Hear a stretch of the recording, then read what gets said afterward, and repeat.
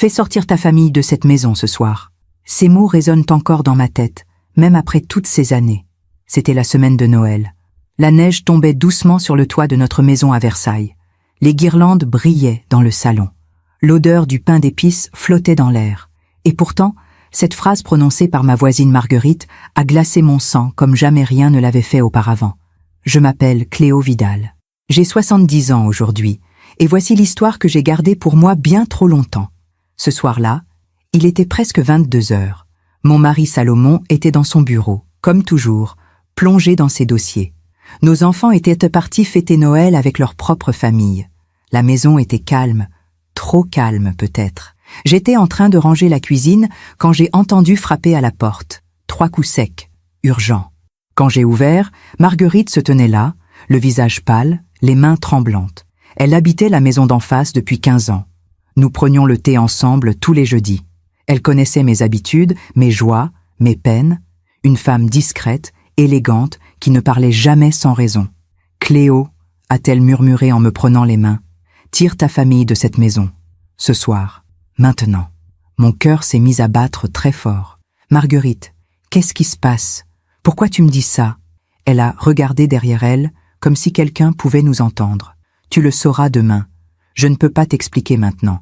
Mais je t'en supplie, fais-moi confiance. Pars, prends Salomon et partez. » J'aurais pu rire, j'aurais pu penser qu'elle avait perdu la raison. Mais quelque chose dans son regard, cette peur sincère, cette urgence, m'a convaincu immédiatement. « D'accord », ai-je dit simplement. Elle a serré mes mains une dernière fois, puis elle est repartie dans la nuit. Je suis rentré dans la maison. Mes jambes tremblaient.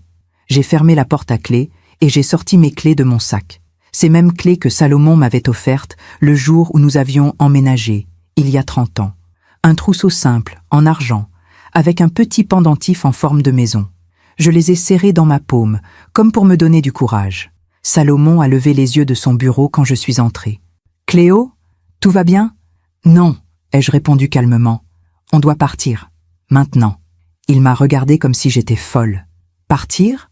Où ça? Il est presque minuit et il neige. Je ne sais pas. Un hôtel, chez ta sœur, n'importe où. Mais on ne peut pas rester ici ce soir. » Il a froncé les sourcils. « Cléo, qu'est-ce qui t'arrive ?» Je me suis assise en face de lui. J'ai posé les clés sur le bureau. Marguerite est venue me voir. Elle m'a dit de partir. Elle ne m'a pas expliqué pourquoi, mais elle avait peur, Salomon. Une vraie peur. Et je lui fais confiance. Salomon a soupiré. Il a regardé les clés, puis moi. Marguerite est une femme bien. Si elle t'a dit ça, c'est qu'elle a ses raisons. Il s'est levé, a fermé son ordinateur et a pris son manteau. On va chez ma sœur à Fontainebleau. On prendra la voiture. Nous avons quitté la maison une demi-heure plus tard. Je n'ai pris qu'un sac avec quelques vêtements, mon portefeuille et les clés. Avant de fermer la porte, je me suis retournée une dernière fois. La maison était illuminée par les guirlandes de Noël. Elle avait l'air si paisible, si sûre. Mais quelque chose en moi savait que je ne la reverrais jamais de la même façon. En montant dans la voiture, j'ai vu Marguerite à sa fenêtre. Elle nous observait. Nos regards se sont croisés. Elle a hoché la tête, lentement, comme pour me dire « Tu as bien fait ». Salomon a démarré. La neige tombait plus fort maintenant. Les rues de Versailles étaient désertes. Personne ne parlait. Juste le bruit du moteur et le rythme des essuie-glaces. Je tenais les clés dans ma main, serrées si fort qu'elles me faisaient mal. Je ne savais pas encore ce que Marguerite avait vu. Je ne savais pas encore ce qui nous attendait le lendemain. Mais une chose était certaine. Cette nuit-là, j'ai fait confiance à une femme qui ne m'avait jamais menti. Et cette confiance nous a sauvé la vie. Parfois, on fait confiance à ceux qui ne la méritent pas. Mais parfois, on rencontre des âmes qui veillent sur nous en silence. Et vous, avez-vous déjà été sauvé par quelqu'un qui n'avait aucune raison de se soucier de vous? Racontez-moi votre histoire dans les commentaires. J'aimerais vous lire. Nous sommes arrivés chez la sœur de Salomon vers 1h du matin. Margot habitait une petite maison en pierre à Fontainebleau, entourée d'un jardin qui, même en hiver, gardait un charme apaisant. Elle nous a ouvert la porte en robe de chambre, les yeux encore pleins de sommeil, mais elle n'a pas posé de questions. C'était une femme discrète, habituée au silence de notre famille. « Installez-vous dans la chambre d'amis », a-t-elle dit simplement. « On parlera demain matin. » Cette nuit-là, je n'ai pas dormi.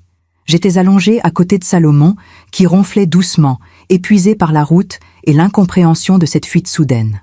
Moi, je fixais le plafond, les clés de la maison posées sur la table de nuit, brillant faiblement dans l'obscurité. Et dans ce silence, les souvenirs sont remontés. Notre maison de Versailles. Cette maison que nous avions achetée il y a 30 ans, quand Salomon venait tout juste de lancer son entreprise d'import-export avec son associé, Malik. À l'époque, nous n'avions pas beaucoup d'argent. Salomon travaillait jour et nuit. Malik aussi. Ils s'étaient rencontrés à l'université, tous les deux, fils d'immigrés qui voulaient prouver au monde qu'ils pouvaient réussir. Ils partageaient tout, les rêves, les risques, les premiers contrats, les premières victoires. Je me souviens du jour où Salomon est rentré avec le trousseau de clés de notre nouvelle maison. Il me l'a tendu avec un sourire immense, les yeux brillants de fierté. « C'est à nous, Cléo. Tout ça, c'est grâce à ce qu'on a construit avec Malik. On va enfin pouvoir vivre comme on en rêvait. J'ai pris ces clés comme on reçoit un trésor. Elles pesaient si peu, mais elles portaient tout notre avenir. Nous avons emménagé un dimanche ensoleillé de mai. Les lilas étaient en fleurs dans le jardin. Nos enfants couraient partout, excités de découvrir leur nouvelle chambre. Salomon et Malik transportèrent les meubles en riant, en se taquinant comme des frères. Malik était souvent à la maison à cette époque. Il venait dîner avec sa femme Yasmine. Nous partagions des couscous, des tagines, des gâteaux au miel. Nos enfants jouaient ensemble. Yasmine et moi passions des heures à discuter de tout et de rien, assises dans le jardin, pendant que nos maris parlaient affaires dans le salon. C'était une époque dorée, une époque où je croyais que l'amitié et la loyauté étaient des valeurs éternelles. L'entreprise a prospéré rapidement. Salomon et Malik ont signé des contrats avec des partenaires en Asie, en Afrique, en Europe. L'argent rentrait. Nous avons rénové la maison, agrandi le jardin, acheté une nouvelle voiture. Les enfants sont entrés dans de bonnes écoles. La vie était belle, stable, prévisible. Mais quelque chose a commencé à changer. Cela a été subtil au début. Malik est devenu plus distant. Il venait moins souvent dîner. Quand il venait, il parlait peu, répondait par monosyllabes. Yasmine aussi semblait tendue. Elle évitait mon regard. Salomon, lui, ne voyait rien. Ou peut-être ne voulait-il rien voir. Il était trop occupé à gérer les contrats, les livraisons, les finances. Un soir, alors que je préparais le dîner, j'ai entendu des éclats de voix dans le bureau de Salomon. C'était rare. Salomon était un homme calme, posé. Mais ce soir-là, il criait. « Comment as-tu pu faire ça, Malik ? » ?»« Comment ?» Je me suis approché de la porte, le cœur battant. « Ce n'est pas ce que tu crois, » répondait Malik d'une voix froide. « J'ai juste réorganisé les finances, c'est pour le bien de l'entreprise. » « Réorganisé ? Tu as détourné 300 000 euros, Malik.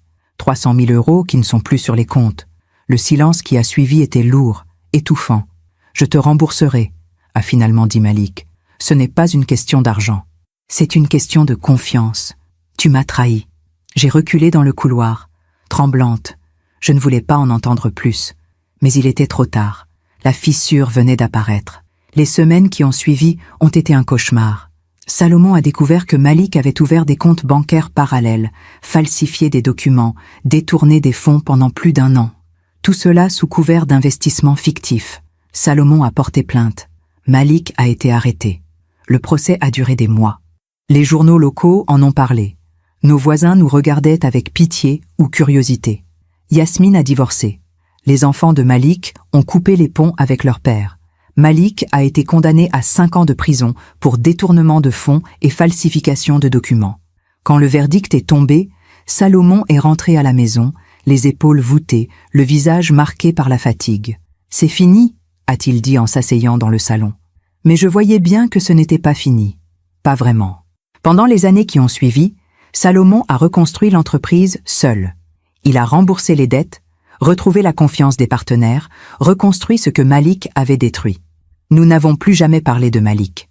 Son nom est devenu un fantôme dans notre maison. Mais moi, je n'ai jamais oublié le regard qu'il avait lancé à Salomon le jour du procès.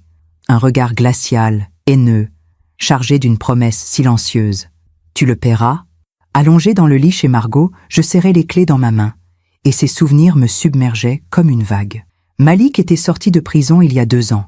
Nous l'avions appris par hasard, par un ancien employé qu'il avait croisé dans un café à Paris. Salomon avait haussé les épaules. Il a purgé sa peine. Il ne nous dérangera plus. Mais moi, Je n'en étais pas si sûre. Et cette nuit-là, dans cette chambre étrangère, loin de notre maison illuminée par les guirlandes de Noël, je comprenais enfin. Marguerite avait vu quelque chose que nous n'aurions jamais dû ignorer. Et demain, nous saurions ce que Malik était venu finir. Pendant que je raconte tout cela, je me demande d'où vous m'écoutez. Écrivez le nom de votre ville en commentaire. Parfois, savoir que nous ne sommes pas seuls dans nos épreuves nous donne la force de continuer. Le lendemain matin, je me suis réveillée avec un poids sur la poitrine. Le soleil entrait timidement par la fenêtre de la chambre d'amis. Salomon était déjà levé.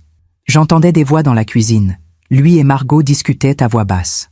Je me suis habillée rapidement et j'ai pris les clés sur la table de nuit. Mes doigts se sont refermés dessus, machinalement, comme si ce geste pouvait me protéger de ce qui allait suivre. En descendant l'escalier, j'ai senti mon estomac se nouer. Salomon était assis à la table de la cuisine, une tasse de café fumante entre les mains. Margot préparait des tartines. Ils se sont tus quand je suis entrée. « Bonjour Cléo », a dit Margot doucement. « Tu as dormi ?» J'ai secoué la tête. « Pas vraiment. » Salomon m'a regardé avec cette expression qu'il avait toujours quand il essayait de me protéger de quelque chose. « Assieds-toi », a-t-il dit. Je me suis assise. Margot a posé une tasse de thé devant moi, mais je n'y ai pas touché. « Il faut que j'appelle Marguerite », ai-je dit. « Elle doit m'expliquer pourquoi elle nous a fait partir hier soir. » Salomon a hoché la tête. J'allais justement le faire. Il a sorti son téléphone et a composé le numéro de Marguerite. Nous avons attendu. Une sonnerie, 2, 3. Personne n'a répondu. Salomon a essayé une deuxième fois. Toujours rien. Un frisson m'a parcouru. « Et c'est la police de Versailles », ai-je murmuré. « Demande s'il s'est passé quelque chose dans notre rue. » Salomon m'a regardé, surpris, mais il a obéi. Il a cherché le numéro du commissariat et a appelé. Je voyais son visage changer au fur et à mesure de la conversation. Ses traits se sont durcis, ses mâchoires se sont crispées. Quand il a raccroché, il est resté silencieux un long moment. « Salomon ?» ai-je murmuré. Il a posé le téléphone sur la table, ses mains tremblaient légèrement. « Il y a eu un incendie cette nuit, rue des Tilleuls. Mon cœur s'est arrêté. »« Notre rue ? Notre maison ?» a-t-il dit d'une voix blanche. Le monde s'est effondré autour de moi. Nous sommes rentrés à Versailles 1 heure plus tard. Le trajet en voiture a été interminable. Salomon conduisait vite, les mains serrées sur le volant. Margot nous avait proposé de nous accompagner, mais nous avions refusé. Certains moments doivent être vécus seuls. Je tenais les clés dans ma main, si fort que mes ongles me rentrèrent dans la paume. Ces clés qui n'ouvriront peut-être plus jamais rien. Quand nous sommes arrivés rue des Tilleuls, tout le quartier était bouclé. Des voitures de pompiers, des policiers, des voisins agglutinés derrière des barrières. L'odeur de fumée brûlait encore l'air. Et au milieu de tout ça, notre maison. Ou plutôt, ce qu'il en restait. Les murs étaient noirs, calcinés. Le toit s'était effondré. Les fenêtres avaient explosé. Les guirlandes de Noël que j'avais installées avec tant de soin n'étaient plus que des fils fondus, accrochés à des structures noircies. Je suis descendue de la voiture, les jambes tremblantes. Salomon m'a pris le bras pour me soutenir, mais lui-même semblait sur le point de s'effondrer. Un pompier s'est approché de nous. « Vous êtes les propriétaires ?» Salomon a hoché la tête, incapable de parler. L'incendie a démarré vers 3 heures du matin. Les voisins ont appelé les secours. Nous sommes arrivés rapidement, mais le feu s'était déjà propagé partout. Heureusement, personne n'était à l'intérieur. Heureusement, ai-je répété dans un souffle. Le pompier nous a regardés avec compassion. Vous avez eu de la chance. Si vous aviez été là. Il n'a pas terminé sa phrase. Il n'en avait pas besoin. Un policier nous a fait signe de le suivre. Il nous a conduits vers un fourgon garé un peu plus loin. À l'intérieur, 2 enquêteurs prenaient ses notes. « Monsieur et Madame Vidal, je suis le lieutenant Moreau. Nous devons vous poser quelques questions. » Nous nous sommes assis. J'avais l'impression d'être dans un cauchemar dont je n'arrivais pas à me réveiller. « Où étiez-vous cette nuit ?» a demandé le lieutenant. « Chez ma sœur, à Fontainebleau », a répondu Salomon. « Pourquoi ?» Salomon a hésité, puis il m'a regardé. « Notre voisine nous a demandé de partir », ai-je dit. « Hier soir, vers 22 heures. Elle est venue frapper à notre porte et elle nous a dit de quitter la maison immédiatement. » Le lieutenant a froncé les sourcils. « Quelle voisine ?»« Marguerite Lemoine.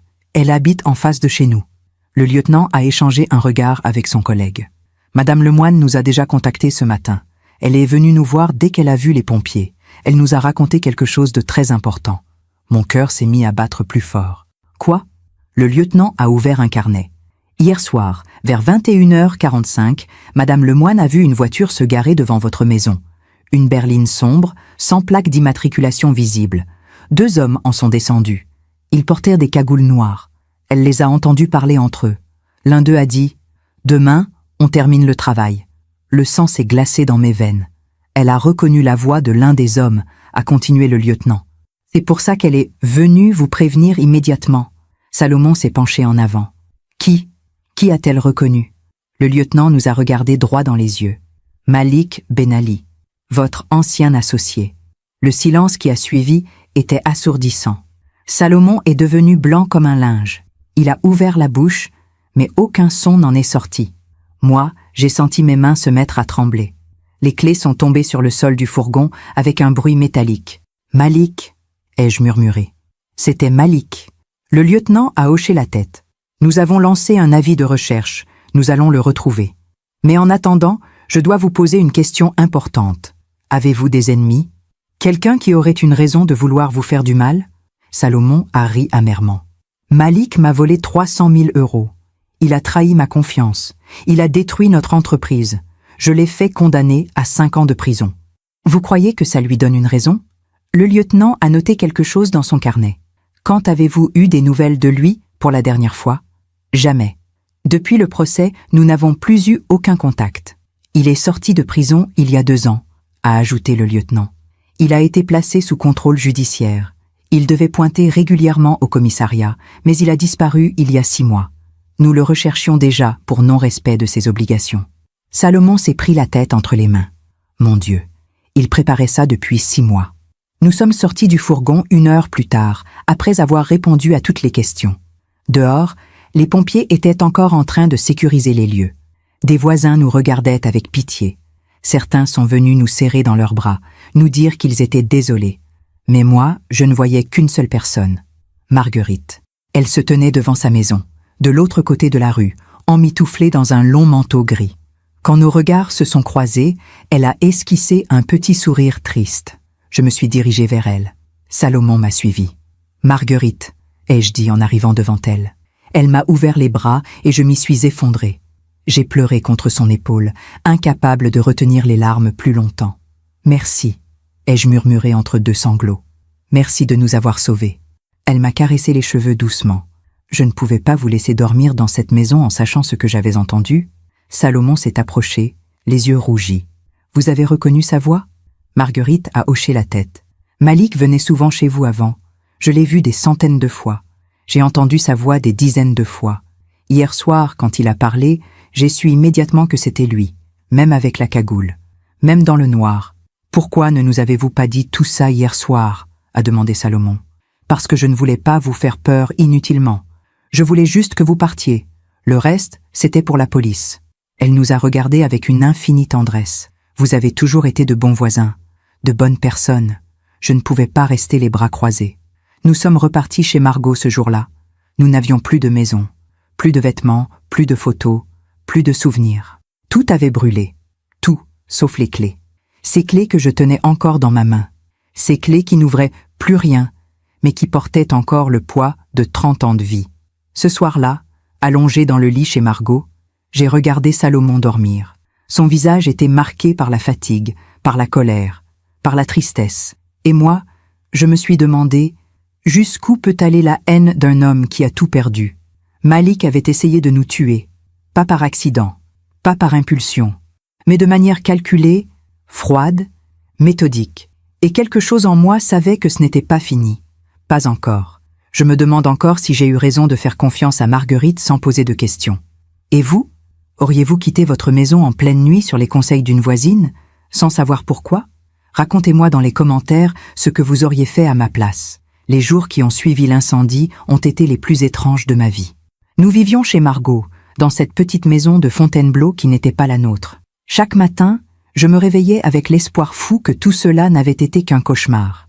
Mais à chaque fois, la réalité me rattrapait. Notre maison n'existait plus. Nos souvenirs avaient brûlé. Et quelque part dans Paris, Malik se cachait, libre et dangereux. Salomon a essayé de reprendre une vie normale. Il retournait au bureau chaque jour, gérait ses contrats, répondait aux clients. Mais je voyais bien que quelque chose en lui s'était brisé. Le soir, il rentrait tard, le visage fermé, les épaules voûtées. Il parlait peu. Il mangeait encore moins. Moi, je passais mes journées à errer dans la maison de Margot, incapable de me concentrer sur quoi que ce soit. J'essayais de lire, de regarder la télévision, de cuisiner, mais tout me ramenait à cette question obsédante. Pourquoi? Pourquoi Malik voulait-il nous tuer? La prison ne suffisait-elle pas? La ruine de sa réputation, la perte de sa famille, de son entreprise, de sa liberté, tout cela ne suffisait-il pas? Un soir, alors que nous dînions en silence chez Margot, j'ai posé ma fourchette et j'ai regardé Salomon. Il faut qu'on parle de Malik. Il a levé les yeux vers moi, surpris. Qu'est-ce que tu veux dire? Je veux dire qu'on doit comprendre pourquoi il a fait ça. Pourquoi maintenant? Pourquoi nous? Salomon a secoué la tête. Cléo, il n'y a rien à comprendre. Malik est fou. Il est animé par la haine. C'est tout. Non, ai-je insisté. Personne ne devient fou comme ça. Il y a forcément quelque chose qui l'a poussé à agir maintenant, après 2 ans de liberté. Margot, qui écoutait en silence, s'est levée pour débarrasser nos assiettes. Cléo a raison, a-t-elle dit doucement. Les hommes comme Malik ne pardonnent jamais. Mais ils attendent, ils planifient. Et quand ils frappent, c'est qu'ils pensent avoir trouvé le bon moment. Salomon l'a regardé avec une expression que je ne lui connaissais pas. Une expression de peur mêlée de colère. Qu'est-ce que vous voulez que je fasse? Que j'aille le chercher moi-même? La police s'en occupe. La police le cherche depuis 6 mois, ai-je répondu. Et elle ne l'a toujours pas trouvé. Alors quoi? Tu veux qu'on vive dans la peur jusqu'à ce qu'il décide de revenir finir ce qu'il a commencé? Le silence est retombé sur la cuisine. Margot a posé une main apaisante sur l'épaule de Salomon. Vous êtes en sécurité ici. Personne ne sait que vous êtes chez moi.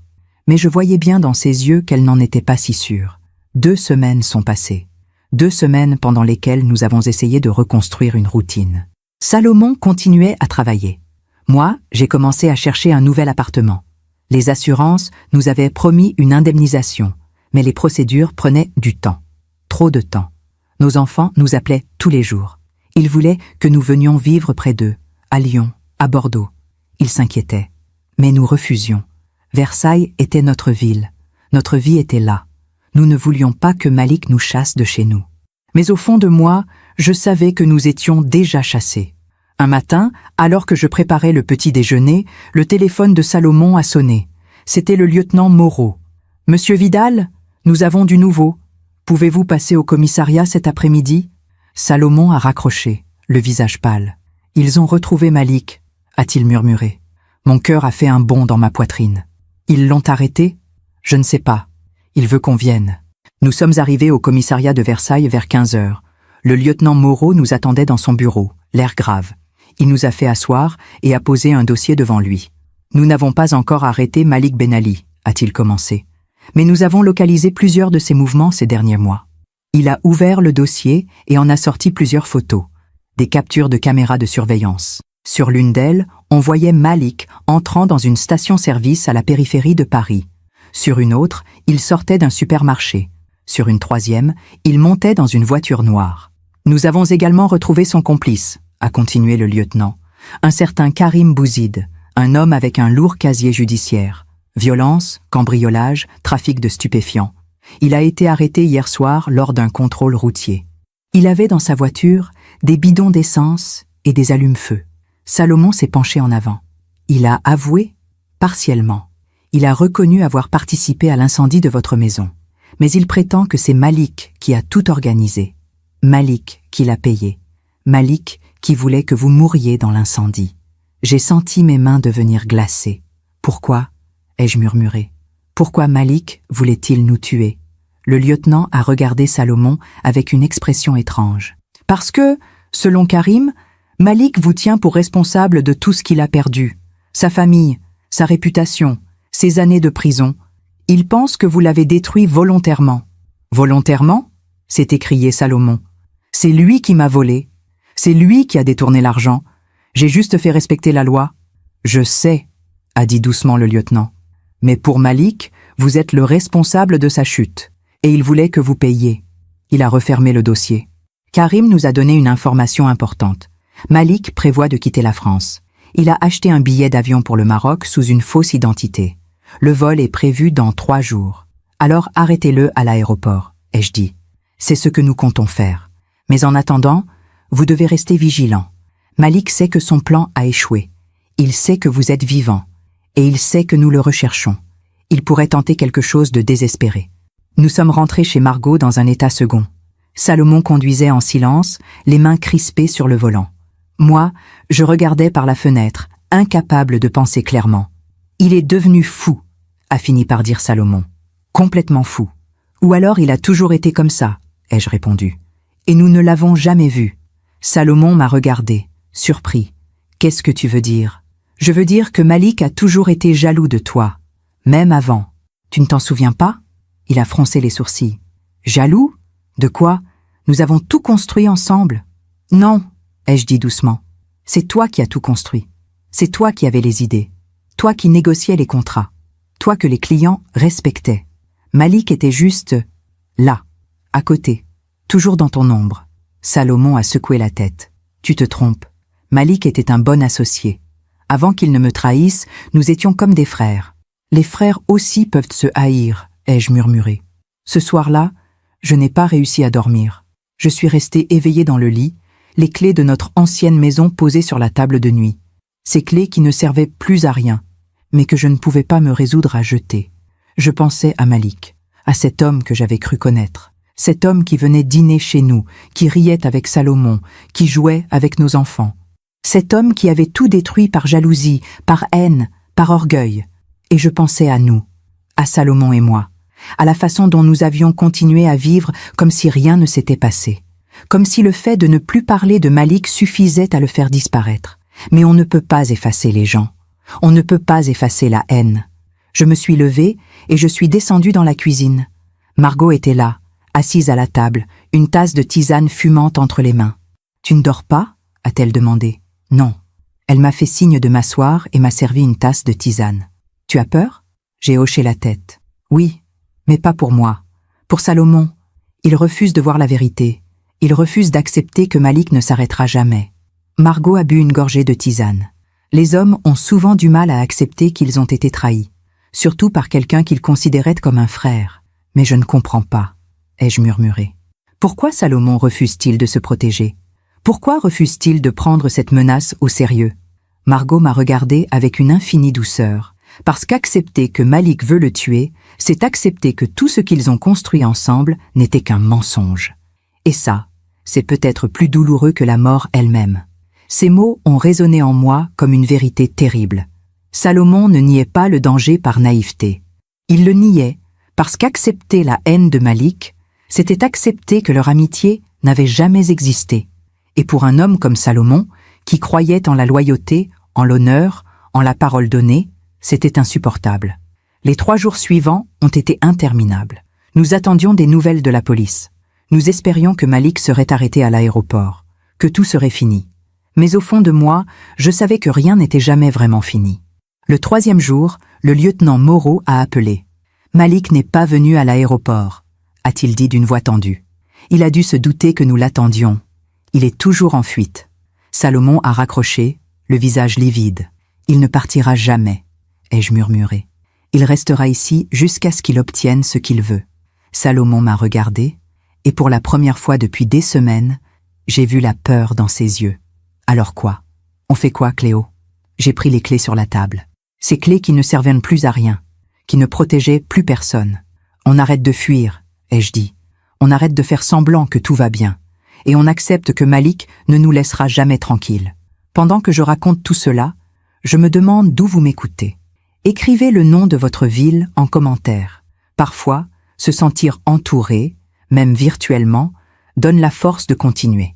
Les semaines qui ont suivi ont été marquées par une vigilance constante. Nous ne sortions plus sans regarder autour de nous. Chaque voiture garée dans la rue, chaque silhouette dans l'ombre, chaque bruit inconnu nous mettait en alerte. Nous vivions dans une cage invisible, faite de peur et de suspicion. Salomon a engagé une société de sécurité privée. 2 hommes en civil surveillaient discrètement la maison de Margot jour et nuit. Nous avions changé nos habitudes, nos itinéraires. Salomon ne rentrait plus jamais à la même heure. Moi, j'évitais de sortir seul. Mais malgré toutes ces précautions, je sentais que nous n'étions pas en sécurité. Malik était quelque part, dans l'ombre, attendant le bon moment. La police continuait ses recherches. Ils avaient diffusé son signalement partout en France. Mais Malik semblait s'être évaporé, comme s'il n'avait jamais existé. Un matin, alors que je préparais le petit déjeuner, j'ai reçu un appel d'un numéro inconnu. J'ai hésité avant de répondre. « Allô ?» Silence. « Allô ?» ai-je répété. J'entendais une respiration à l'autre bout du fil. Quelqu'un était là, mais ne parlait pas. Mon cœur s'est mis à battre plus fort. Qui est à l'appareil ? La respiration a continué quelques secondes, puis la communication a été coupée. J'ai regardé le numéro. Masqué. Salomon est entré dans la cuisine à ce moment-là. Qui c'était ? Je ne sais pas. Quelqu'un a appelé, mais n'a rien dit. Il a froncé les sourcils. C'était peut-être une erreur. Peut-être. Mais je n'y croyais pas. Les jours suivants, les appels se sont multipliés. Toujours du même numéro masqué. Toujours cette respiration silencieuse. Jamais un mot. J'ai fini par ne plus répondre. Mais chaque sonnerie me faisait sursauter. Chaque vibration du téléphone était une petite torture. Salomon a appelé la police. Ils ont placé une surveillance sur mon téléphone, mais ils n'ont rien pu tracer. Les appels venaient de téléphones jetables, impossibles à localiser. « C'est lui », ai-je dit à Salomon un soir. « C'est Malik, il veut nous faire savoir qu'il est là, qu'il nous surveille. Tu ne peux pas en être sûr. »« Si, je peux. » Il m'a regardé avec une expression fatiguée, résignée. « Qu'est-ce que tu veux que je fasse, Cléo ? On a déjà tout fait. On a la police. On a la sécurité privée. On se cache chez ma sœur. Qu'est-ce que tu veux de plus ? Je veux qu'il soit arrêté. » ai-je murmuré. Je veux que tout ça s'arrête. Un matin, alors que Salomon était parti au bureau, j'ai reçu un colis. Le livreur a sonné à la porte de Margot vers 10 heures. J'ai signé le bordereau sans réfléchir et j'ai pris le paquet. Il était petit, léger, emballé dans du papier kraft. Je suis rentré dans la cuisine et j'ai posé le colis sur la table. Il n'y avait aucune étiquette d'expéditeur, juste mon nom écrit à la main en lettres capitales. Cléo Vidal. Quelque chose en moi a hésité. J'aurais dû appeler Salomon. J'aurais dû appeler la police. Mais la curiosité était plus forte. J'ai ouvert le paquet lentement. À l'intérieur, il y avait une enveloppe blanche et un objet enveloppé dans du papier de soie. J'ai d'abord ouvert l'enveloppe. À l'intérieur, une lettre manuscrite. L'écriture était nerveuse, irrégulière, comme tracée dans la colère. Vous pensiez m'échapper ? Vous pensiez que je vous oublierais ? Salomon m'a détruit. Il m'a volé ma vie. Maintenant, c'est mon tour. Je ne m'arrêterai jamais. Jamais. Mes mains se sont mises à trembler. J'ai posé la lettre sur la table et j'ai déballé l'objet dans le papier de soie. C'était un trousseau de clés. Mais pas n'importe quel trousseau. C'étaient les clés de notre ancienne maison. Les mêmes que celles que je gardais sur ma table de nuit. Le même pendentif en forme de maison. Sauf que ces clés étaient noircies, brûlées, comme si elles avaient été récupérées dans les décombres de l'incendie. J'ai lâché le trousseau comme s'il m'avait brûlé. Il est tombé sur la table avec un bruit sourd. Malik était retourné dans notre maison incendiée. Il avait fouillé dans les cendres. Il avait trouvé ses clés. Et il me les envoyait comme un message. Je peux tout détruire. Je peux tout prendre. J'ai appelé Salomon immédiatement. Il est rentré en urgence. Quand il a vu la lettre et les clés, son visage est devenu livide. « Il est complètement fou », a-t-il murmuré. « Il sait où nous sommes », ai-je dit. « Il sait que nous sommes chez Margot. Sinon, comment aurait-il pu envoyer ce colis ici ?» Salomon a regardé autour de lui, comme si Malik pouvait surgir à tout moment. « On appelle la police, maintenant. » Le lieutenant Moreau est arrivé 1 heure plus tard. Il a pris la lettre, les clés, l'emballage. Tout a été placé sous scellé pour analyse. Nous allons essayer de retrouver le livreur, a-t-il dit. Voir si quelqu'un se souvient de qui a déposé ce colis. Mais je dois être honnête avec vous. Malik est intelligent. Il ne laisse jamais de traces. Alors quoi ? A demandé Salomon. On attend qu'il nous tue ? Le lieutenant l'a regardé avec gravité.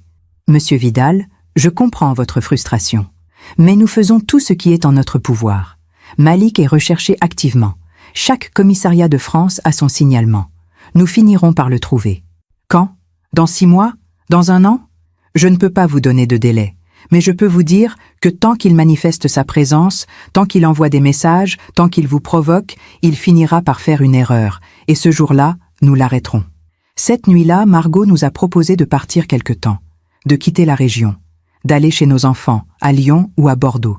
Vous ne pouvez pas continuer à vivre comme ça, a-t-elle dit doucement. Vous êtes épuisé. Vous avez peur en permanence. Ce n'est pas une vie. Salomon a secoué la tête. Je ne partirai pas. Je ne fuirai pas devant lui. C'est exactement ce qu'il veut.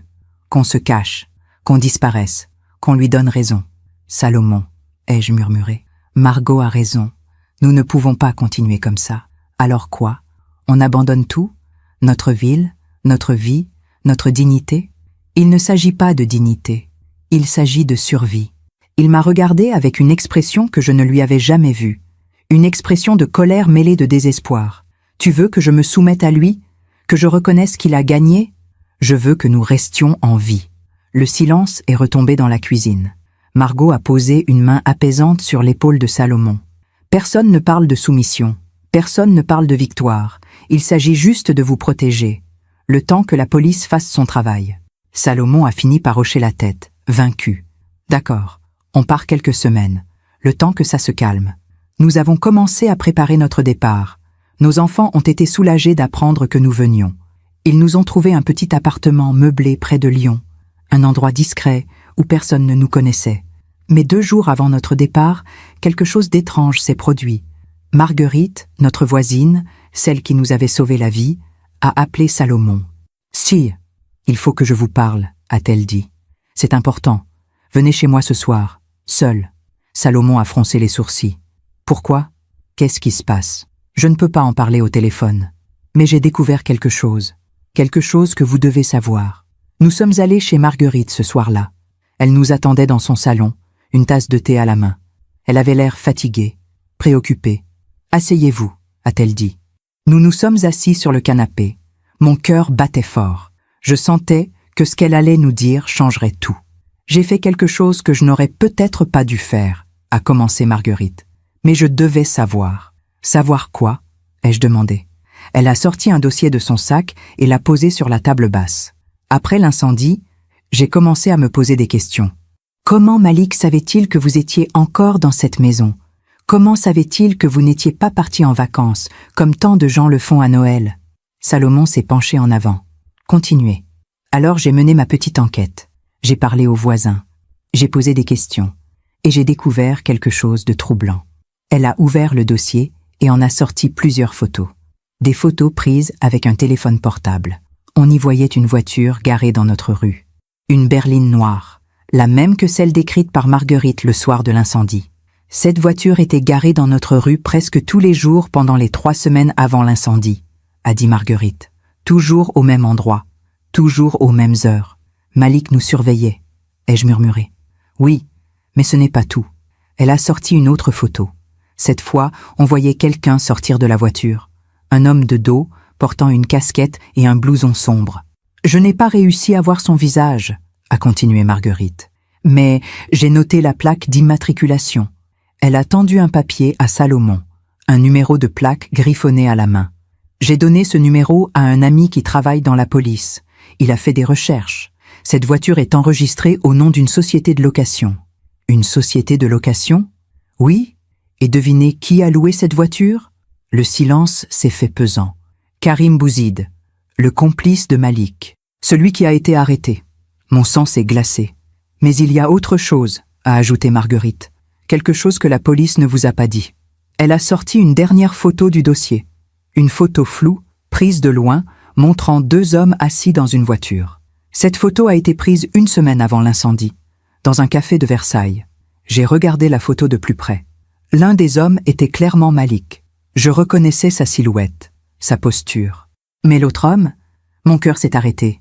L'autre homme portait un costume élégant. Il avait les cheveux grisonnants. Il tenait une tasse de café. Et je le connaissais. C'est impossible, ai-je murmuré. Salomon a pris la photo. Ses mains tremblaient. C'est André le marchand, mon comptable. Marguerite a hoché la tête lentement. Oui, votre comptable. L'homme qui a accès à toutes vos informations personnelles, vos adresses, vos habitudes, vos comptes bancaires. Le silence qui a suivi était assourdissant. Salomon a regardé la photo comme s'il ne pouvait pas y croire. « André? Mais pourquoi ?»« Je ne sais pas, » a dit Marguerite, « mais il y a forcément une raison. » Nous sommes rentrés chez Margot dans un état second. Salomon conduisait en silence, les mâchoires serrées.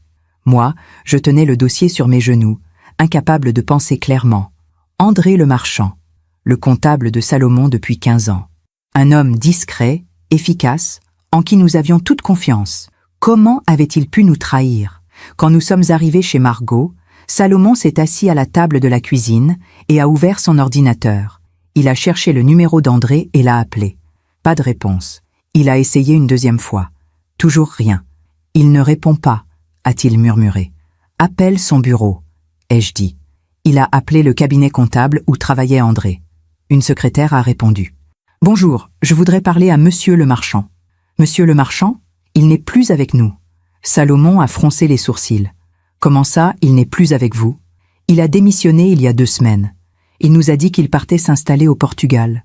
Salomon a raccroché, le visage livide. Il est parti, a-t-il dit. André est parti. Nous nous sommes regardés en silence. Et soudain, tout a pris sens. Malik ne travaillait pas seul. Il n'avait jamais travaillé seul. André lui donnait des informations. André savait où nous étions. André savait tout. Et maintenant, André avait disparu. Je me demande encore si j'aurais dû me douter de quelque chose, si j'aurais dû voir les signes. Et vous?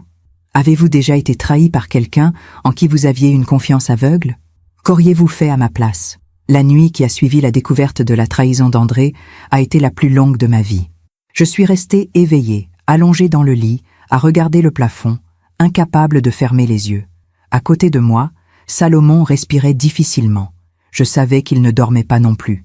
15 ans, a-t-il murmuré dans l'obscurité. 15 ans qu'André gérait mes comptes, 15 ans qu'il connaissait tout de ma vie, mes revenus, mes investissements, mes projets. Je me suis tourné vers lui. Tu ne pouvais pas savoir. J'aurais dû. Comment? André était irréprochable. Tout le monde lui faisait confiance. Justement, c'est ça qui me tue. Il était tellement discret, tellement efficace, tellement invisible. Et pendant tout ce temps, il nous trahissait. Sa voix s'est brisée sur le dernier mot. J'ai tendu la main et j'ai pris la sienne. Ce n'est pas de ta faute. Si, Cléo, c'est de ma faute. J'ai fait confiance à Malik. J'ai fait confiance à André. J'ai fait confiance à tout le monde. Et regarde où ça nous a menés. Le silence est retombé. Dehors, le vent soufflait doucement dans les arbres. Demain, on appelle la police, ai-je dit. On leur donne les photos de Marguerite. On leur dit tout. Et après? Après, on part. On va à Lyon, comme prévu. On recommence. Salomon a serré ma main plus fort. Je ne veux plus recommencer, Cléo. Je suis fatigué. Fatigué de fuir. Fatigué d'avoir peur. Fatigué de me demander qui va me trahir ensuite. Ces mots m'ont brisé le cœur. Le lendemain matin, nous avons appelé le lieutenant Moreau. Il est venu chez Margot avec un collègue. Nous leur avons montré les photos, expliqué ce que Marguerite avait découvert, raconté la disparition d'André. Le lieutenant a écouté en silence, en prenant des notes. « Vous avez bien fait de nous prévenir », a-t-il dit finalement. « Nous allons lancer des recherches sur André le marchand. Si lui et Malik sont en contact, nous finirons par les retrouver tous les deux. »« Combien de temps ?» a demandé Salomon. « Je ne peux pas vous donner de délai précis, mais avec ces nouvelles informations, nous avons une piste solide. » Une piste solide, a répété Salomon amèrement, pendant que nous, on continue à vivre cachés. Le lieutenant l'a regardé avec compassion. Je sais que c'est difficile, mais vous devez tenir bon. Nous sommes proches, je le sens. Après leur départ, Salomon s'est enfermé dans le bureau de Margot. J'entendais sa voix au téléphone. Il appelait ses clients, ses fournisseurs, ses partenaires. Il essayait de sauver ce qui pouvait l'être de son entreprise. Moi, je suis resté dans la cuisine avec Margot. Elle préparait du thé en silence. « Tu crois qu'ils vont les retrouver ?» ai-je demandé. « Je ne sais pas, mais je crois en une chose. Les hommes comme Malik et André finissent toujours par payer. Pas forcément devant un tribunal, mais la vie a sa façon de rendre justice. J'ai regardé les clés brûlées que Malik m'avait envoyées. Elles étaient posées sur la table, dans un sachet de la police, attendant d'être analysées. Ces clés, ai-je murmuré. Elles représentaient notre foyer, notre sécurité. Et maintenant, elles ne sont plus que des objets noircis, comme tout ce qu'ils touchent. Margot s'est assise en face de moi. Mais elles existent encore. Elles ont survécu à l'incendie, comme vous. 3 jours plus tard, nous avons reçu un appel du lieutenant Moreau. Nous avons retrouvé André le marchand. Mon cœur a fait un bond. Où? À Lisbonne. Il s'était installé dans un appartement sous un faux nom. Nous avons collaboré avec la police portugaise. Il a été arrêté ce matin. Il est en prison? Pour l'instant, il est en garde à vue. Nous allons demander son extradition vers la France. Et Malik? Le lieutenant a marqué une pause. André refuse de parler. Il nie tout. Il prétend ne pas connaître Malik. Mais les photos prouvent qu'ils se sont vus, mais elles ne prouvent pas qu'ils ont comploté ensemble. Nous avons besoin de plus. De plus? S'est écrié Salomon. Qu'est-ce qu'il vous faut de plus? Des preuves matérielles, des témoignages, des aveux, quelque chose qui lie directement André à l'incendie. Salomon a raccroché, furieux. C'est incroyable. Ils l'ont arrêté et il refuse de parler. Ils vont le laisser partir. Ils ne peuvent pas. Pas maintenant. Tu ne comprends pas, Cléo. Sans preuve, sans aveu, André sera libre dans 48 heures. Et Malik restera introuvable. Cette nuit-là, je n'ai pas dormi. Je pensais à André. Cet homme discret, poli, toujours souriant. Cet homme qui venait au bureau de Salomon tous les mois pour vérifier les comptes. Cet homme qui connaissait tout de notre vie. Pourquoi nous avait-il trahis? Qu'est-ce que Malik lui avait promis? De l'argent, de la vengeance, ou simplement la satisfaction de détruire ce qu'il n'avait jamais pu construire lui-même? Le lendemain matin, j'ai pris une décision. Je veux parler à André. Salomon m'a regardé comme si j'étais folle. Quoi? Je veux lui parler. En face. Cléo, c'est impossible. Il est en garde à vue au Portugal. Alors, je prendrai l'avion. Pour lui dire quoi? Pour lui demander pourquoi. Salomon a secoué la tête. Il ne te répondra pas. Peut-être, mais je dois essayer. J'ai appelé le lieutenant Moreau. Je lui ai expliqué ce que je voulais faire. Il a hésité, puis il a accepté. Je vais contacter la police portugaise. Ils pourraient autoriser une entrevue, mais je ne vous promets rien. 2 jours plus tard, j'étais dans un avion pour Lisbonne. Salomon avait voulu m'accompagner, mais je lui avais demandé de rester en France. Ce voyage, je devais le faire seul. L'entrevue avait été autorisée. J'allais pouvoir parler à André pendant 30 minutes, en présence d'un policier portugais et d'un traducteur. Quand je suis arrivé au commissariat de Lisbonne, j'avais les mains moites, le cœur battant. J'ai été conduite dans une petite salle d'interrogatoire. Une table, 2 chaises, une caméra au plafond. Et puis, André est entré. Il avait l'air fatigué. Ses cheveux étaient en désordre. Il portait un survêtement gris. Ses yeux ont croisé les miens et il a détourné le regard immédiatement. Il s'est assis en face de moi. Le policier portugais s'est installé dans un coin de la pièce. Le silence était pesant. « Bonjour André », ai-je dit doucement. Il n'a pas répondu. Je ne suis pas venu vous accuser. Je ne suis pas venu crier. Je suis juste venu comprendre. Il a relevé les yeux vers moi. Son regard était vide, épuisé. Comprendre quoi? Pourquoi vous nous avez fait ça? Il a ri amèrement. Vous voulez vraiment savoir? Oui. Il s'est penché en avant, les coudes sur la table. Parce que Salomon ne m'a jamais vu. En 15 ans, il ne m'a jamais vraiment vu. Pour lui, j'étais juste le comptable. L'homme qui gérait les chiffres. L'homme invisible. Ce n'est pas vrai. Salomon vous respectait. Il me payait. Ce n'est pas la même chose. Sa voix était pleine d'amertume. Vous savez ce que c'est de travailler pour quelqu'un pendant 15 ans et de ne jamais être invité à dîner? De ne jamais recevoir un merci sincère? De ne jamais être considéré comme un ami, mais seulement comme un employé? J'ai senti ma gorge se serrer. Alors c'est ça? C'était par jalousie? Ce n'était pas de la jalousie. C'était de la colère, de la frustration, de l'humiliation. Et Malik? Comment l'avez-vous rencontré?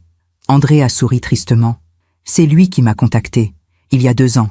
Il savait que je travaillais pour Salomon. Il m'a proposé de l'aider. En échange de quoi? D'argent. Beaucoup d'argent. Et de reconnaissance. Malik m'a traité comme un égal. Il m'a écouté. Il m'a respecté. J'ai regardé cet homme qui avait détruit notre vie par besoin de reconnaissance. Cet homme qui avait trahi la confiance de Salomon parce qu'il ne se sentait pas vu. Vous saviez qu'il voulait nous tuer? André a baissé les yeux. Je savais qu'il voulait vous faire du mal, mais je ne pensais pas qu'il irait jusque-là. Vous lui avez donné nos adresses, nos habitudes, nos horaires. Oui. Et quand il a incendié notre maison, vous n'avez rien dit. J'avais peur. Peur d'être découvert. Peur d'aller en prison.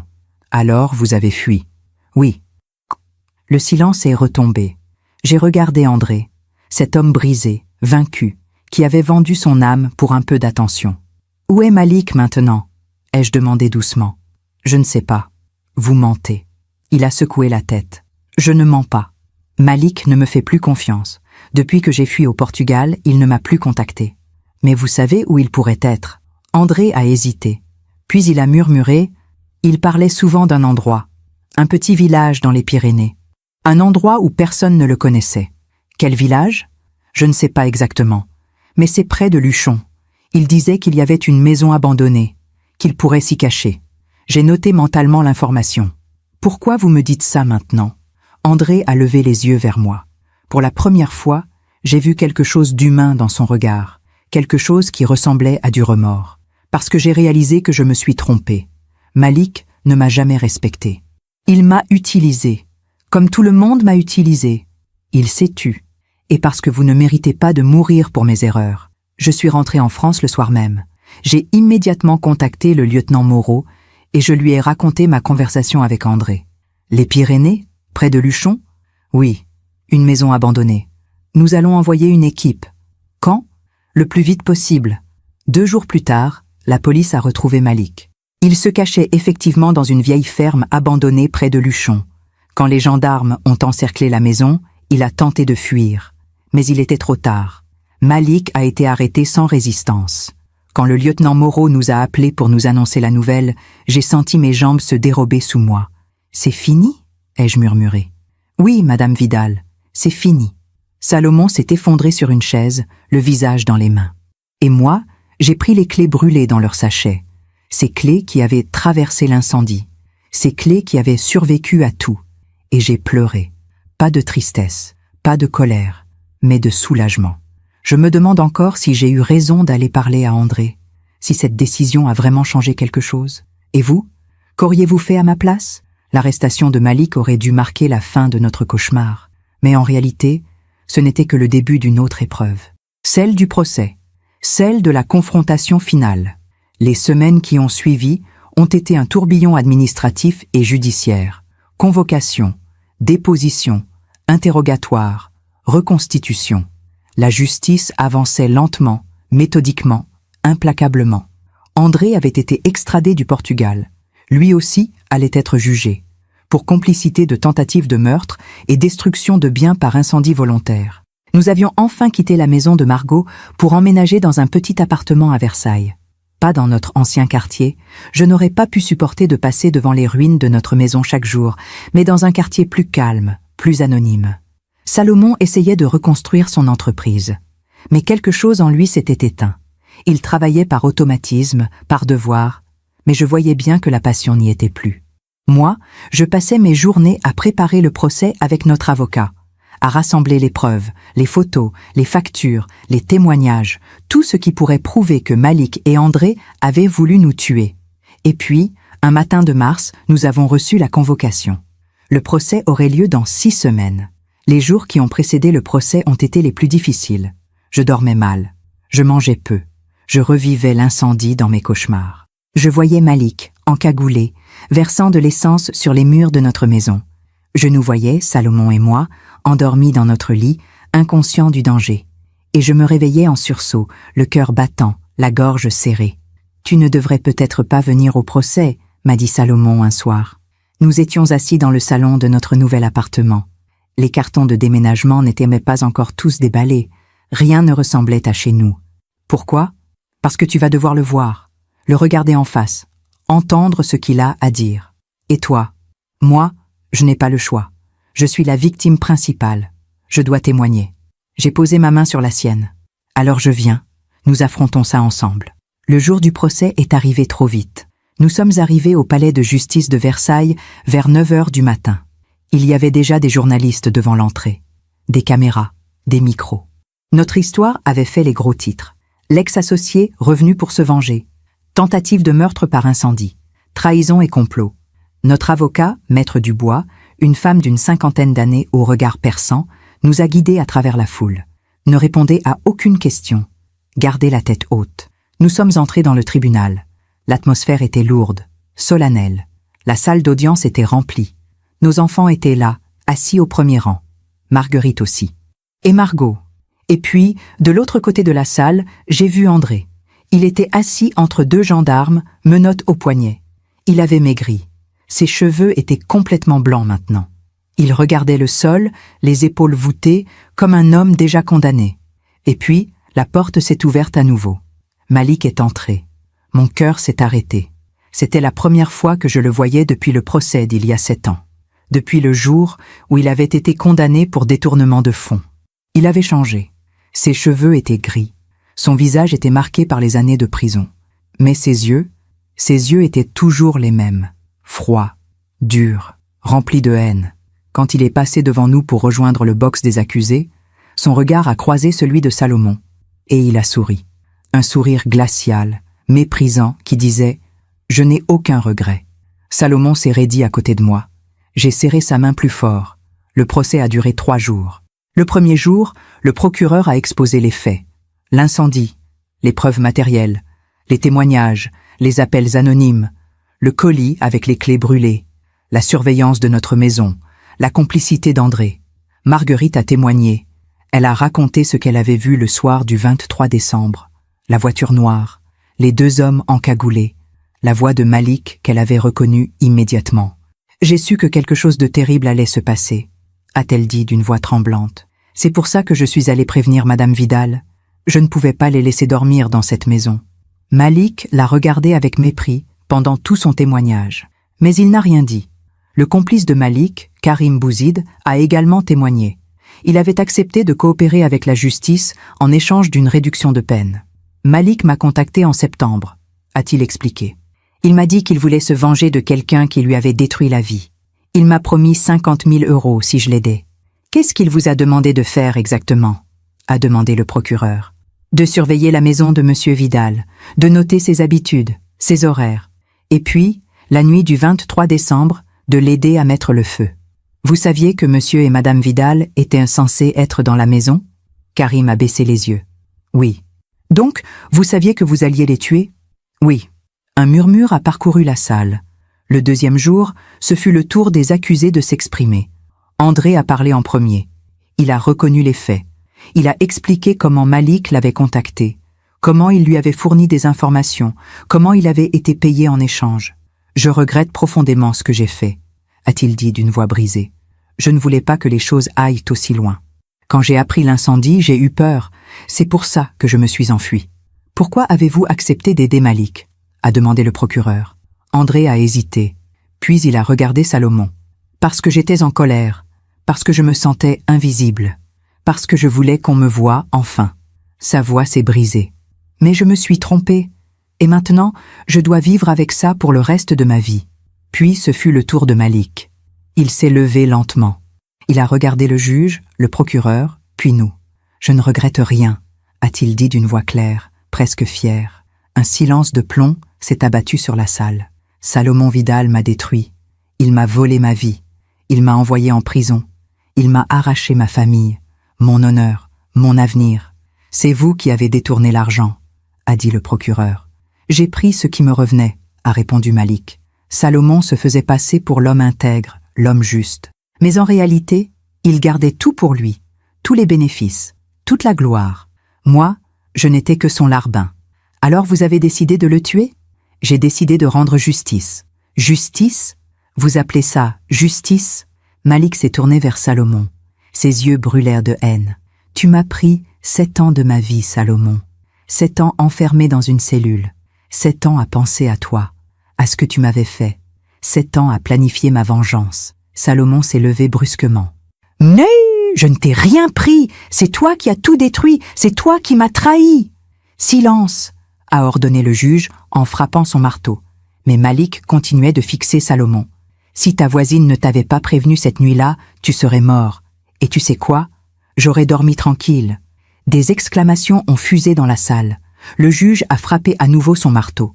Salomon était debout, tremblant de rage et de douleur. Notre avocat l'a fait rasseoir de force. Malik s'est rassis, un sourire satisfait aux lèvres. Il avait obtenu ce qu'il voulait. Il m'avait blessé une dernière fois. Le 3e jour, ce fut à nous de témoigner. Salomon est passé en premier. Il a raconté l'histoire de leur association, les débuts, les succès, la trahison, le procès, l'incendie. Malik était mon ami, a-t-il dit d'une voix étranglée. Je l'aimais comme un frère. Quand j'ai découvert qu'il m'avait volé, ça m'a détruit. Mais je pensais qu'après le procès, après la prison, il tournerait la page. Je ne pensais pas qu'il essaierait de me tuer. Il a marqué une pause, les larmes aux yeux. Il m'a volé mon entreprise. Il m'a volé ma confiance. Il a brûlé ma maison. Mais le pire, c'est qu'il a essayé de tuer ma femme. Et ça, je ne lui pardonnerai jamais. Puis ce fut mon tour. Je me suis levée et je me suis approchée de la barre. Mes jambes tremblaient. Mon cœur battait si fort que j'avais l'impression qu'on pouvait l'entendre dans toute la salle. J'ai raconté la visite de Marguerite, la fuite, la découverte de l'incendie, les appels anonymes, le colis avec les clés brûlées. Ces clés, ai-je dit en les sortant de mon sac, ces clés représentaient notre foyer, notre sécurité, notre vie, et Malik les a transformées en symboles de destruction. J'ai regardé Malik droit dans les yeux. Vous avez essayé de nous tuer, mais vous avez échoué. Pas parce que nous sommes plus forts que vous, mais parce qu'il y avait quelqu'un qui veillait sur nous, quelqu'un qui a eu le courage de nous sauver. J'ai tourné mon regard vers Marguerite. Et aujourd'hui, je suis là, vivante, pour témoigner contre vous. Malik m'a regardé sans ciller. Son visage était de marbre. Vous ne nous avez pas détruits, ai-je continué. Vous avez détruit votre propre vie. Et maintenant, vous allez passer le reste de vos jours à le regretter. Le verdict est tombé 2 semaines plus tard. Malik a été condamné à 20 ans de prison pour tentative de meurtre et destruction de biens par incendie volontaire. André a été condamné à 10 ans pour complicité. Karim a été condamné à 15 ans. Quand le juge a prononcé la sentence, Malik n'a pas bronché. Il a regardé droit devant lui, le visage impassible. Mais moi, j'ai vu quelque chose dans ses yeux. Quelque chose qui ressemblait à de la défaite. Nous sommes sortis du tribunal ce jour-là sous un ciel gris. Les journalistes nous attendaient, mais nous ne leur avons rien dit. Nous sommes montés dans notre voiture et nous sommes rentrés chez nous en silence. Une fois dans l'appartement, Salomon s'est effondré sur le canapé. Il a pleuré pour la première fois depuis des mois. De soulagement, de tristesse, d'épuisement. Moi, je me suis assise à côté de lui et je l'ai pris dans mes bras. « C'est fini », ai-je murmuré. « Non », a-t-il dit entre 2 sanglots. « Rien ne sera plus jamais comme avant. » Il avait raison. Nous avions gagné au tribunal. Mais nous avions perdu tellement plus. Notre maison, nos souvenirs, notre confiance, notre innocence. Et quelque chose en Salomon s'était brisé. Quelque chose que je ne savais pas comment réparer. Je me demande encore si j'ai eu raison de témoigner, si j'aurais dû dire autre chose. Et vous? Qu'auriez-vous fait à ma place? Les mois qui ont suivi le procès ont été étranges. Nous avions obtenu justice. Malik était en prison pour 20 ans. André aussi. Karim également. La loi avait parlé. Nous avions gagné. Mais la victoire avait un goût amer. Salomon n'était plus le même homme. Il travaillait encore, mais sans conviction. Il parlait peu. Il souriait rarement. Le soir, il s'asseyait dans le salon et fixait le vide pendant des heures. « Tu devrais aller voir quelqu'un » lui ai-je dit un soir. « Un psychologue. Quelqu'un qui pourrait t'aider à parler de tout ça. »« Parler de quoi » a-t-il répondu d'une voix éteinte. Du fait que mon meilleur ami a essayé de me tuer, du fait que mon comptable m'a trahi, du fait que je n'ai plus confiance en personne. Parler de ta douleur, de ta colère. Ma douleur ne changera rien. Ma colère ne ramènera pas ce que nous avons perdu. J'ai posé ma main sur son épaule, mais il s'est levé et est allé dans la chambre. Je suis restée seule dans le salon, les larmes aux yeux. Un matin de mai, j'ai reçu une lettre. Une lettre manuscrite, envoyée depuis la prison de Fresnes. L'expéditeur était André le Marchand. J'ai hésité avant de l'ouvrir. Qu'est-ce qu'il pouvait bien avoir à me dire? Des excuses? Des justifications? J'ai fini par déchirer l'enveloppe. La lettre était courte, écrite d'une main tremblante. « Madame Vidal, je sais que vous n'avez aucune raison de lire cette lettre. Je sais que je ne mérite pas votre pardon. Mais il y a quelque chose que je dois vous dire. Depuis le procès, je passe mes journées à réfléchir, à ce que j'ai fait, à ce que je suis devenue. Et j'ai réalisé quelque chose de terrible. Pendant 15 ans, j'ai travaillé pour votre mari. Pendant 15 ans, j'ai eu accès à tout. Ses comptes, ses projets, sa vie. Et pendant 15 ans, je me suis sentie invisible. Mais ce n'était pas de sa faute. C'était de la mienne. J'étais jaloux de ce qu'il avait construit. J'étais en colère de ne pas avoir le courage de construire ma propre vie. Alors, j'ai détruit la sienne. Quand Malik m'a contacté, il m'a offert quelque chose que je cherchais depuis toujours, de l'importance. Il m'a fait croire que j'étais essentielle, que sans moi, il ne pourrait rien faire. Mais en réalité, il m'utilisait, comme j'utilisais ma colère pour justifier mes actes. Aujourd'hui, en prison, je paie pour mes erreurs, et je sais que 20 ans ne suffiront pas à réparer ce que j'ai détruit. Mais je voulais que vous sachiez une chose. Ce que vous avez dit au procès m'a touché. Ces mots sur les clés brûlées qui symbolisent la destruction. Vous avez raison. J'ai transformé quelque chose de précieux en cendre. Et maintenant, c'est ma propre vie qui n'est plus que cendre. Je ne vous demande pas de me pardonner. Je vous demande juste de croire que je regrette. Sincèrement. André le marchand. J'ai replié la lettre lentement. Mes mains tremblaient. Je ne savais pas quoi ressentir. De la colère? De la pitié? Du dégoût? Finalement, j'ai ressenti quelque chose d'inattendu. De la tristesse. Tristesse pour cet homme qui avait gâché sa vie par jalousie. Tristesse pour tous ces gens qui, comme lui, ne trouvent jamais leur place et finissent par détruire celle des autres. J'ai montré la lettre à Salomon ce soir-là. Il l'a lue en silence, puis il l'a reposée sur la table. « Des excuses », a-t-il dit avec amertume. Comme si ça pouvait effacer ce qu'il a fait. Ce ne sont pas des excuses. C'est une prise de conscience. Et alors? Ça change quoi? Notre maison a brûlé. Nos souvenirs ont disparu. Notre vie a été détruite. Mais nous sommes vivants, Salomon. Il m'a regardé avec une expression que je ne lui connaissais pas. Une expression de désespoir profond. Vivants pourquoi, Cléo? Pour reconstruire une vie que nous n'aurons plus jamais. Pour faire semblant que tout va bien alors que tout est cassé. Pour continuer. Pour avancer. Pour ne pas laisser Malik gagner. Malik a déjà gagné. Regarde-nous. Regarde ce que nous sommes devenus. Ces mots m'ont brisé le cœur. Les semaines suivantes, j'ai pris une décision. Je ne pouvais pas rester là, à regarder Salomon se détruire de l'intérieur. Je ne pouvais pas accepter que Malik, même enfermé, continue de nous voler notre vie. Il fallait que je fasse quelque chose de concret, quelque chose qui nous permette de tourner la page. Un matin, je suis retourné à Versailles, dans notre ancien quartier, devant les ruines de notre maison. Les décombres avaient été dégagés. Il ne restait qu'un terrain vague, entouré de barrières de sécurité. L'herbe commençait à pousser entre les gravats. La nature reprenait ses droits. Je me suis approché de l'endroit où se trouvait autrefois notre porte d'entrée. J'ai fermé les yeux et j'ai essayé de me souvenir.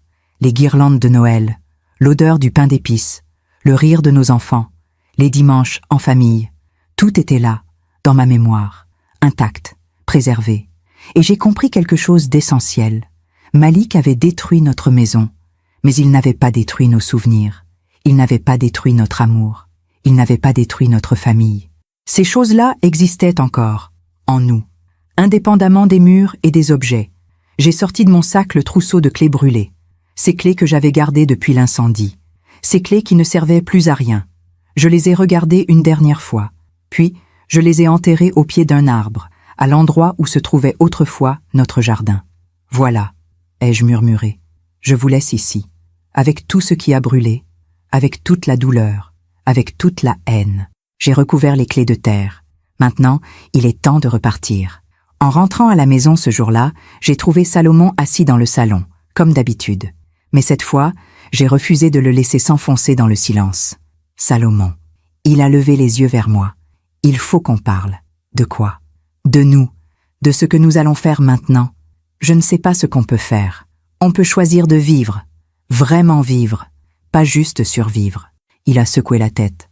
Cléo, tu ne comprends pas. J'ai tout perdu. Ma confiance, mon entreprise, mon ami, mon comptable, tout ce en quoi je croyais.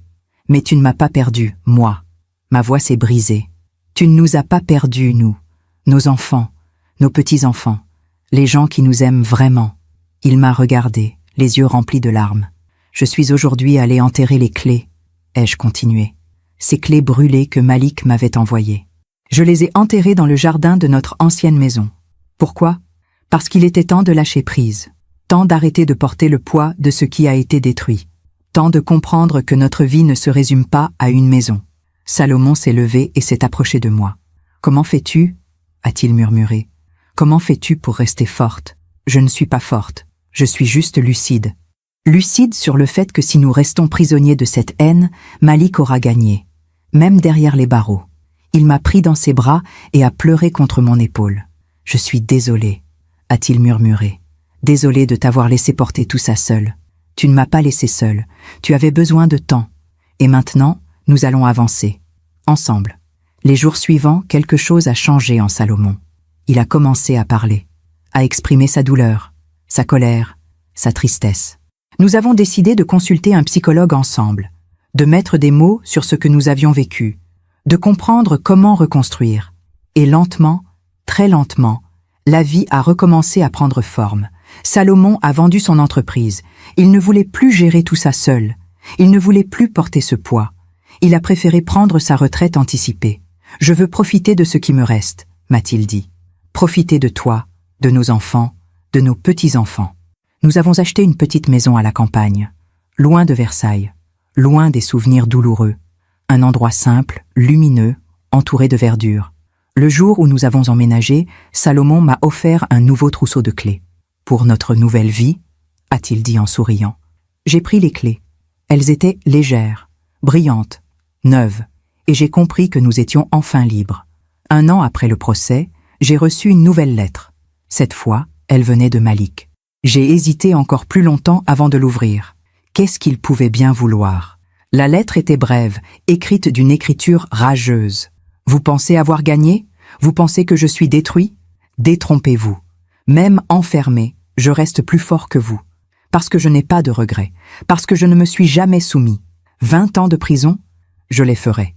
Et quand je sortirai, je serai toujours là. Vous vieillirez en sachant que je pense encore à vous, que je ne vous oublie pas. C'est ça ma victoire. » J'ai lu la lettre une seule fois, puis je l'ai déchirée en petits morceaux. Je ne lui ai pas répondu.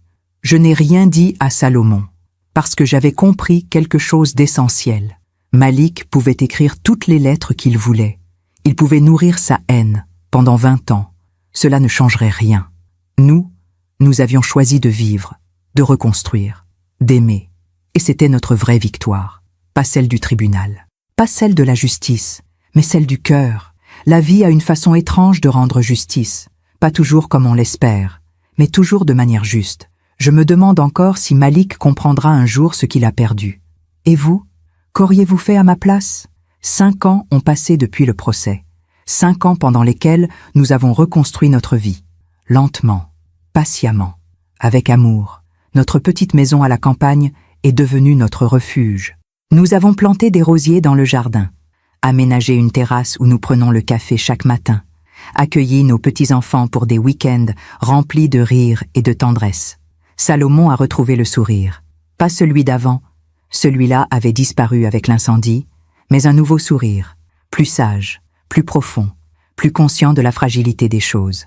Moi, j'ai commencé à écrire, pas pour publier, pas pour devenir écrivain, juste pour mettre des mots sur ce que nous avions vécu, pour ne pas oublier, pour transmettre. Nous parlions rarement de Malik. Son nom était devenu un fantôme que nous ne convoquions plus, jusqu'à ce jour de novembre où le lieutenant Moreau nous a appelés. « Madame Vidal, j'ai quelque chose à vous dire. C'est au sujet de Malik Ben Ali. » Mon cœur s'est serré. Qu'est-ce qui s'est passé? Il est à l'hôpital, en soins intensifs. Nous avons appris les détails quelques jours plus tard. Malik avait été agressé en prison. Une bagarre dans la cour de promenade, un règlement de compte entre détenus. Il avait reçu plusieurs coups de couteau. Il avait survécu, mais de justesse. Il a été transféré à l'hôpital pénitentiaire, nous a expliqué le lieutenant, mais son état est critique. « Pourquoi vous nous appelez ?» ai-je demandé. « Parce qu'il a demandé à vous voir. » J'ai senti mes jambes se dérober sous moi. « À me voir? Moi? Non. Monsieur Vidal. » Salomon, qui écoutait la conversation sur haut-parleur, est devenu pâle. « Je refuse. »« Je comprends, » a dit le lieutenant. « Mais je devais vous transmettre le message. Malik dit qu'il doit vous parler, qu'il a quelque chose d'important à vous dire. Il peut mourir sans me parler. » Le lieutenant n'a rien ajouté. Les jours suivants, Salomon a été préoccupé. Il ne disait rien, mais je voyais bien que le message de Malik tournait dans sa tête. « Tu penses aller le voir ?» lui ai-je demandé un soir. « Non. »« Tu es sûr ?»« Oui. Il ne mérite pas que je me déplace. Ce n'est pas une question de mérite, c'est une question de paix intérieure. » Il m'a regardé, surpris. « Qu'est-ce que tu veux dire ?»« Je veux dire que si tu refuses d'y aller et qu'il meurt, tu passeras le reste de ta vie à te demander ce qu'il voulait te dire. » Salomon a détourné le regard. « Peut-être.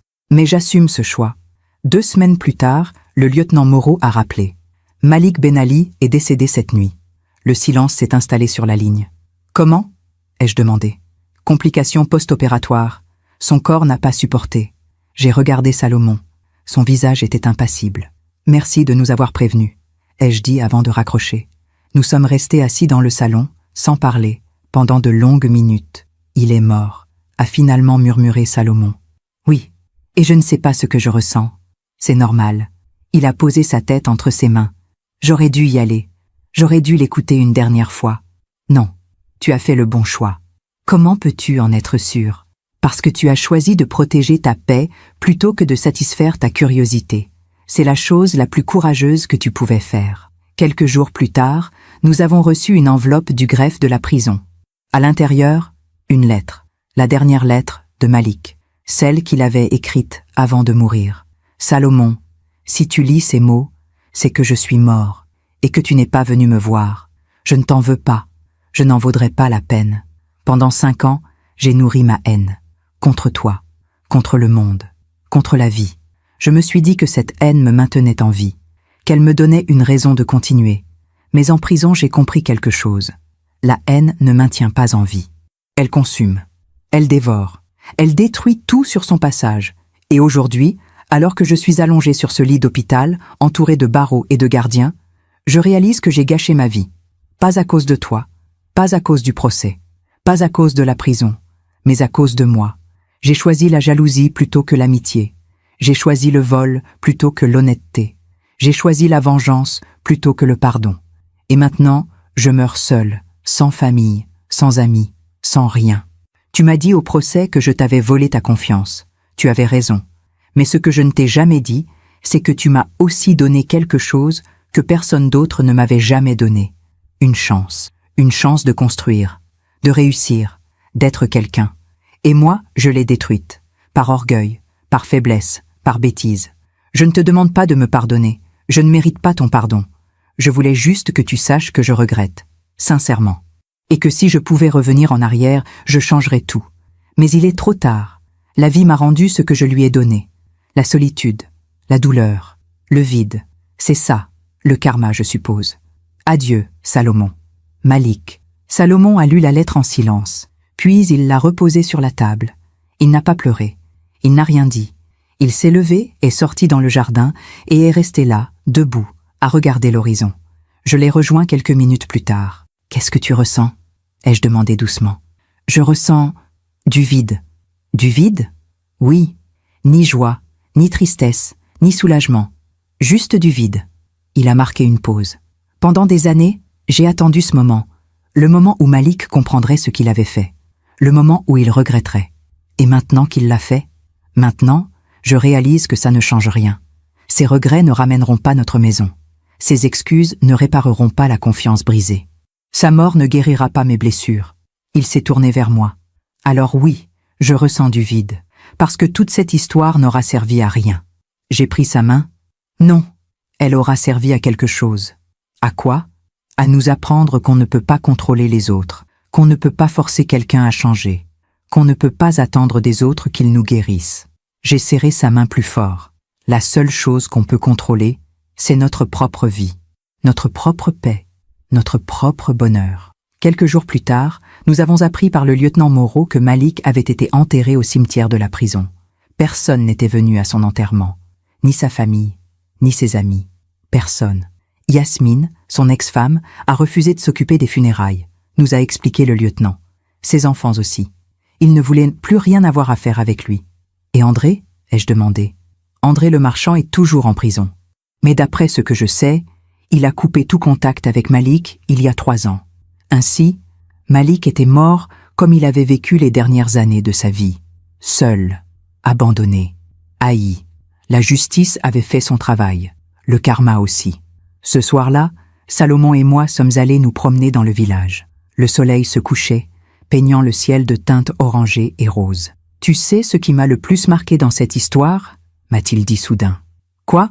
Ce n'est pas la haine de Malik. Ce n'est pas la trahison d'André. Ce n'est même pas l'incendie. Alors quoi ? C'est Marguerite. » J'ai souri. Marguerite qui nous a sauvé la vie. Oui, elle n'avait aucune raison de se mêler de nos affaires. Elle n'avait aucune obligation envers nous. Mais elle l'a fait quand même, parce que c'était juste. Il s'est arrêté et m'a regardé. Et c'est ça, la vraie leçon de cette histoire. Ce n'est pas la haine qui gagne à la fin, c'est la bonté. Ces mots m'ont ému aux larmes. Tu as raison. Malik a passé 7 ans en prison à préparer sa vengeance. Il a détruit sa propre vie pour essayer de détruire la nôtre. Et au final, qu'est-ce qu'il a obtenu? Rien.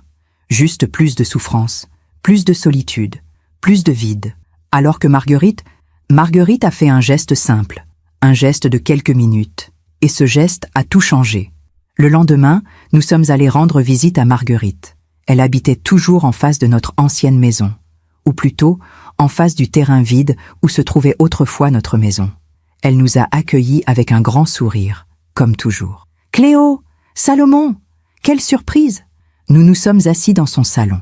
Elle a préparé du thé et des gâteaux. « Nous voulions vous dire merci, » ai-je commencé. « Merci? Pourquoi? Pour nous avoir sauvé la vie. » Elle a souri doucement. « Oh, ça, c'était il y a longtemps. Peut-être, mais nous ne l'oublierons jamais. » Salomon a sorti une petite boîte de sa poche et l'a posée sur la table. « Nous voulions vous offrir quelque chose. » Marguerite a ouvert la boîte. À l'intérieur, un pendentif en argent, en forme de maison. « C'est magnifique !» a-t-elle murmuré, les larmes aux yeux. « C'est le symbole de ce que vous avez protégé cette nuit-là, » ai-je dit. « Pas notre maison, mais notre foyer, notre famille, nous. » Marguerite a essuyé ses larmes et a passé le pendentif autour de son cou. « Merci, merci infiniment. » Nous sommes restés chez elle tout l'après-midi, à parler, à rire, à nous souvenir. Et en repartant, j'ai compris quelque chose d'essentiel. La vie nous avait pris beaucoup, mais elle nous avait aussi donné quelque chose de précieux. La certitude que la bonté existe, que des gens comme Marguerite existent, que l'amour et la solidarité sont plus forts que la haine. Et que, au final, c'est toujours la lumière qui gagne sur l'ombre. Elle m'avait traité de folle quand je lui avais dit que je sentais un danger. Des années plus tard, j'ai appris que Malik était mort seul, dans un lit d'hôpital. La vie finit toujours par rendre ce qu'on lui donne. Aujourd'hui, j'ai 78 ans. 8 ans se sont écoulés depuis la mort de Malik. 8 ans pendant lesquels j'ai appris à vivre autrement, à regarder le monde avec des yeux différents, à comprendre que la vie est faite de choix, et que ce sont ces choix qui nous définissent, pas les épreuves que nous traversons. Salomon et moi vivons toujours dans notre petite maison à la campagne. Notre jardin est maintenant rempli de roses, de lavandes et d'un grand cerisier que nous avons planté le printemps suivant la mort de Malik. Un arbre pour symboliser la vie qui continue, la vie qui renaît. Nos enfants viennent nous voir souvent, nos petits-enfants aussi. La maison résonne de leur rire, de leur jeu, de leur innocence. Et chaque fois que je les regarde courir dans le jardin, je remercie le ciel de nous avoir donné cette seconde chance. Cette chance de voir grandir ceux que nous aimons. Cette chance de vieillir ensemble. Cette chance de transformer la douleur en sagesse. Il y a quelques mois, j'ai reçu une dernière lettre. Cette fois, elle venait d'André. Il avait purgé 8 ans de sa peine de 10 ans. Il venait de sortir de prison, en liberté conditionnelle. Sa lettre était différente de celle d'avant. Plus calme, plus humble, plus sincère. Madame Vidal, je ne sais pas si cette lettre vous parviendra. Je ne sais même pas si vous voudrez la lire. Mais je devais essayer. Je suis sorti de prison il y a 1 semaine. Le monde a changé. Moi aussi. Pendant 8 ans, j'ai eu le temps de réfléchir à ce que j'avais fait, à la personne que j'étais devenue. Et j'ai compris quelque chose que j'aurais dû comprendre bien avant. Je n'étais pas invisible, parce que les autres ne me voyaient pas. J'étais invisible parce que je ne me voyais pas moi-même. Je passais mon temps à envier ce que les autres avaient construit, au lieu de construire ma propre vie. Je me sentais humiliée parce que je ne recevais pas de reconnaissance, alors que je n'avais jamais rien fait qui méritait d'être reconnu. Malik m'a offert une illusion. L'illusion que je pouvais devenir important en détruisant quelqu'un d'autre. Mais on ne devient pas quelqu'un en détruisant. On ne fait que se détruire soi-même. Aujourd'hui, je travaille dans une association qui aide les anciens détenus à se réinsérer. Je donne des cours de comptabilité aux jeunes en difficulté. Je ne gagne presque rien. Je vis dans un petit studio. Je n'ai plus rien de ce que j'avais avant. Mais pour la première fois de ma vie, je me sens utile. Vraiment utile. Je ne vous demande toujours pas de me pardonner. Ce que j'ai fait est impardonnable. Mais je voulais que vous sachiez que votre témoignage au procès, vos mots sur les clés brûlées, m'ont sauvé. Ils m'ont fait comprendre que je pouvais encore choisir. Choisir de devenir quelqu'un de meilleur, ou de rester prisonnier de ma propre amertume. J'ai choisi de devenir meilleur, et pour ça, je vous serai éternellement reconnaissant. André le Marchand. J'ai lu cette lettre plusieurs fois, puis je l'ai montrée à Salomon. Il l'a lue en silence. « Qu'est-ce que tu en penses ?» lui ai-je demandé. Je pense qu'il a compris.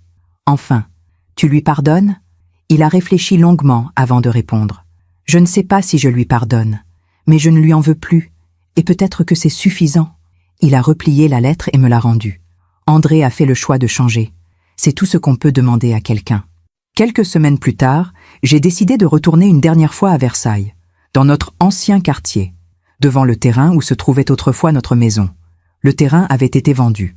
Une nouvelle famille y avait construit une maison. Une belle maison moderne, avec de grandes baies vitrées et un jardin fleuri.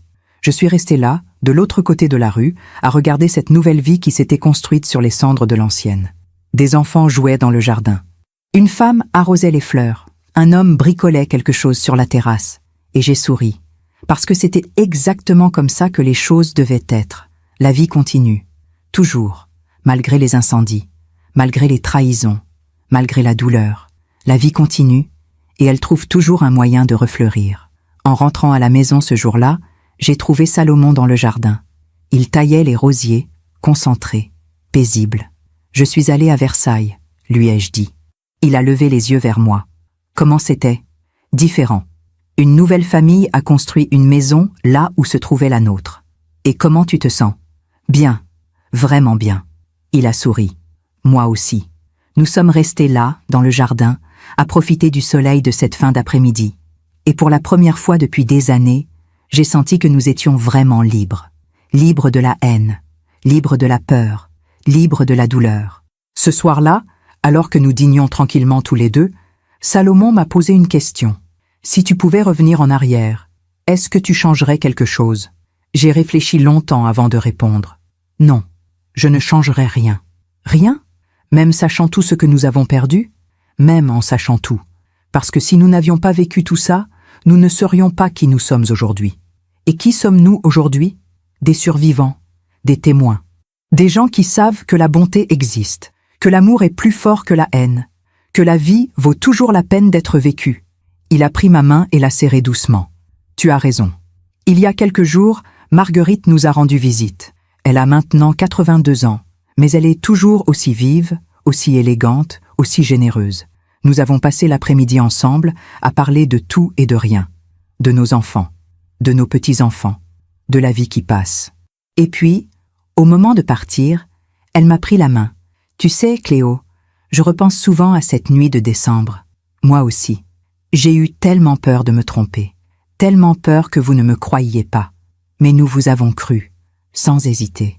Oui, et c'est ça qui vous a sauvé. La confiance. Elle a souri. La vie est étrange, n'est-ce pas ? Un geste de quelques minutes peut changer toute une existence. C'est vrai. Et votre geste a changé la nôtre. Et elle m'a embrassé sur les 2 joues, puis elle est partie. Et en la regardant s'éloigner, j'ai compris quelque chose d'essentiel. Nous ne contrôlons pas ce que les autres nous font. Nous ne contrôlons pas les trahisons. Nous ne contrôlons pas les incendies. Mais nous contrôlons notre réaction. Nous pouvons choisir la haine ou le pardon. Nous pouvons choisir la vengeance ou la reconstruction. Nous pouvons choisir de nous enfermer dans la douleur ou de nous ouvrir à la vie. Et c'est ce choix qui fait toute la différence. Aujourd'hui, quand je regarde en arrière, je ne vois plus l'incendie. Je ne vois plus Malik. Je ne vois plus André. Je vois Marguerite qui frappe à notre porte. Je vois Salomon qui me prend la main dans la voiture. Je vois nos enfants qui nous entourent de leur amour. Je vois le cerisier dans notre jardin qui fleurit chaque printemps. Je vois toutes ces petites victoires quotidiennes qui nous ont permis de survivre, de reconstruire, de vivre. Et je comprends maintenant que c'est ça, la vraie justice. Pas celle des tribunaux, pas celle des condamnations, mais celle de la vie. La vie qui rend toujours ce qu'on lui donne. Malik a donné la haine. Il a reçu la solitude. André a donné la trahison. Il a reçu la prison. Marguerite a donné la bonté. Elle a reçu notre amour éternel. Et nous ? Nous avons donné notre confiance à Marguerite, à la vie, à l'avenir, et en retour, nous avons reçu une seconde chance. Si vous m'avez écouté jusqu'ici, c'est que mon histoire vous a touché, d'une manière ou d'une autre. Peut-être parce que vous aussi, vous avez été trahi. Peut-être parce que vous aussi, vous avez connu la peur. Peut-être parce que vous aussi, vous avez dû reconstruire après la destruction. Je veux que vous sachiez quelque chose. Vous n'êtes pas seul. Nous sommes des milliers, des millions, à avoir traversé des épreuves qui nous semblaient insurmontables. Des milliers, des millions à avoir cru que nous ne nous en sortirions jamais. Mais nous nous en sommes sortis, parce que nous avons choisi de vivre, de croire, d'aimer, et vous le pouvez aussi. Peu importe ce que vous traversez aujourd'hui, peu importe la profondeur de votre douleur, peu importe l'ampleur de votre perte, vous pouvez vous relever, vous pouvez reconstruire, vous pouvez refleurir, parce que c'est ça, la force des femmes comme nous.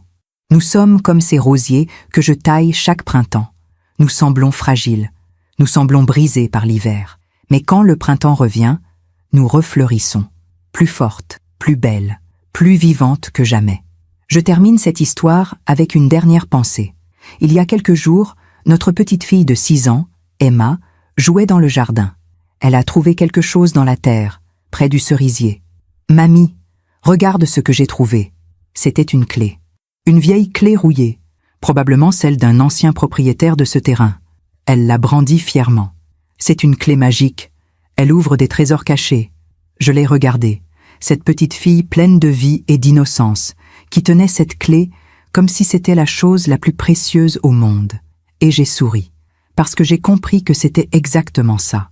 Les clés n'ouvrent pas que des portes, elles ouvrent des possibilités, des choix, des avenirs.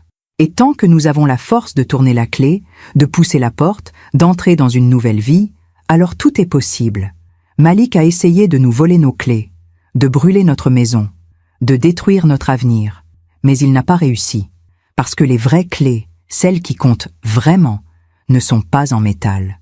Elles sont en nous, dans notre capacité à aimer, dans notre capacité à pardonner, dans notre capacité à recommencer. Et ces clés-là, personne ne peut nous les voler. Jamais. Si mon histoire aide ne serait-ce qu'une femme à ouvrir les yeux, à retrouver sa force, à comprendre qu'elle peut survivre à n'importe quelle tempête, alors tout cela aura eu un sens. Merci de m'avoir écouté jusqu'au bout. Merci de m'avoir accompagné dans ce voyage. Et si vous traversez une épreuve en ce moment, souvenez-vous de ceci. La nuit peut être longue, l'hiver peut être rude, mais le printemps finit toujours par revenir. Et avec lui, la lumière, la chaleur, la vie. Merci de m'avoir écouté jusqu'au bout. Si cette histoire a touché votre cœur, abonnez-vous et activez la cloche pour entendre d'autres femmes qui ont transformé la douleur en sagesse. Chaque jour, une femme, une leçon de vie. Partagez cette histoire avec quelqu'un que vous aimez. Parfois, une histoire change toute une journée. Que Dieu vous bénisse et à très bientôt. Je m'appelle Cléo Vidal. Et voici l'histoire que je devais raconter.